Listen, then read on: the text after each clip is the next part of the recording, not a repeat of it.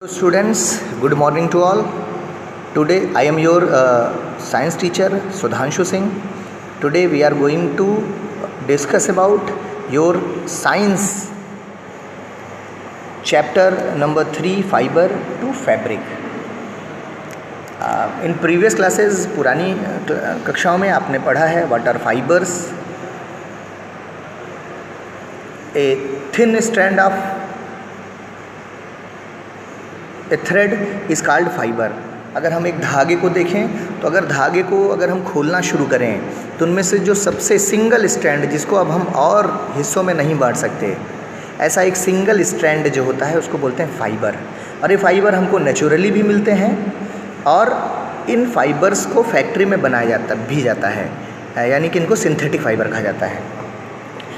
तो हमको इस क्लास में पढ़ना है नेचुरल फाइबर के बारे में. पिछली क्लास में हमने पढ़ा कि कुछ नेचुरल फाइबर प्लांट से मिलते हैं.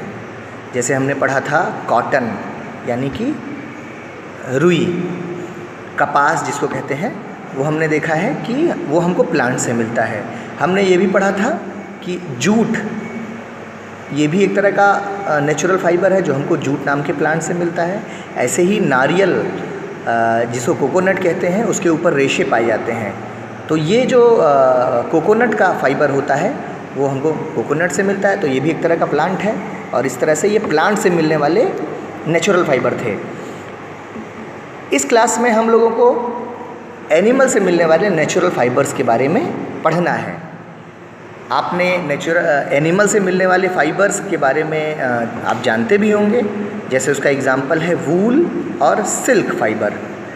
तो वूल यानी कि ऊन अनेक तरह के एनिमल्स होते हैं, उनसे हमको different type of animals we have got.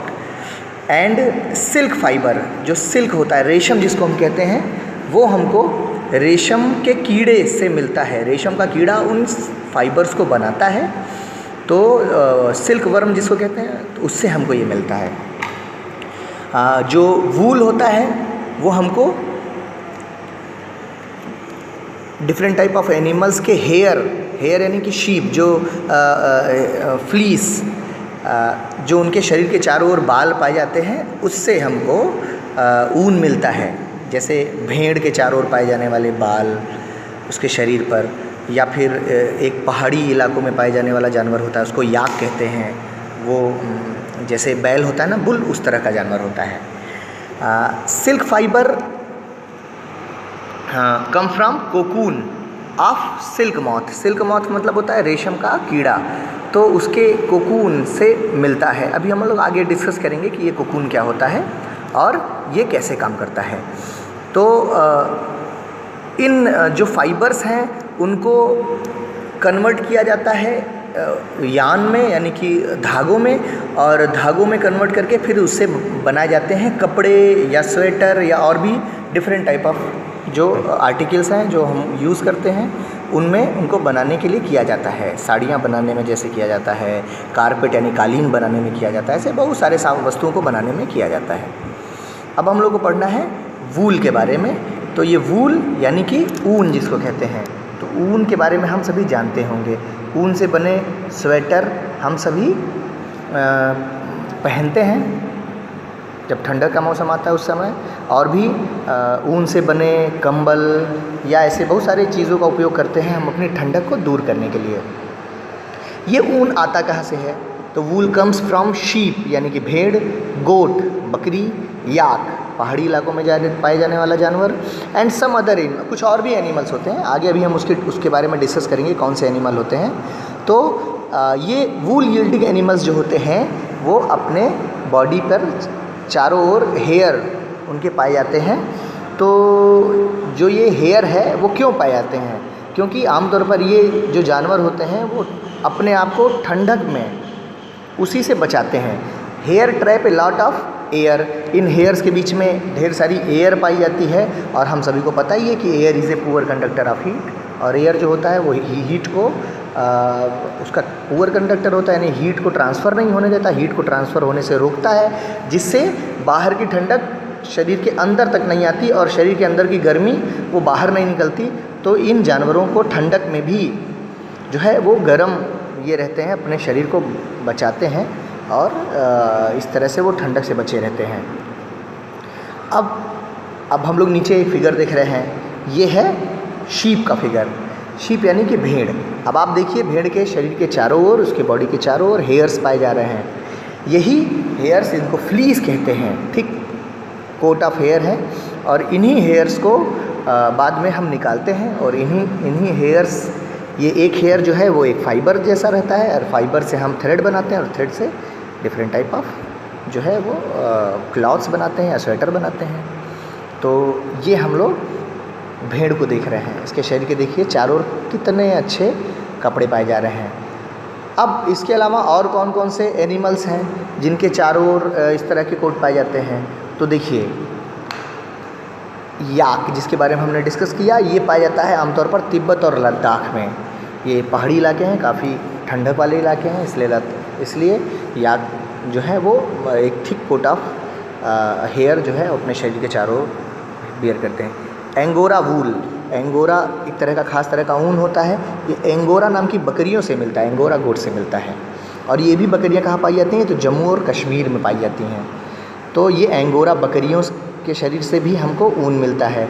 इसके बाद हम लोग कश्मीरी गोट होता है, ये इसके शरीर से पाए जाने वाला जो हेयर होता है बहुत ही सॉफ्ट होता है और इससे बहुत ही ख़ास तरह की शॉल, जिसको पश्मीना शॉल कहते हैं, जो बहुत ही महंगी भी बिकती है और बहुत गर्म करती है और बहुत ही मुलायम ऊन पाया जाता है, ऊन से बनी होती है।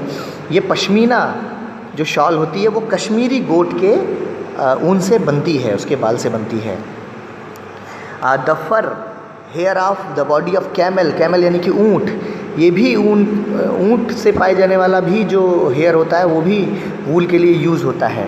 इसके अलावा लामा और एल्पाका, ये दो जानवर होते हैं। ये कहाँ पाए जाते हैं? हमारे यहाँ नहीं पाए जाते, साउथ अमेरिका में पाए जाते हैं। इनके शरीर से भी ऊन मिलता है, जिससे अनेक प्रकार के ऊनी कपड़े बनाए जाते हैं, वुलन आर्टिकल्स बनाए जाते हैं।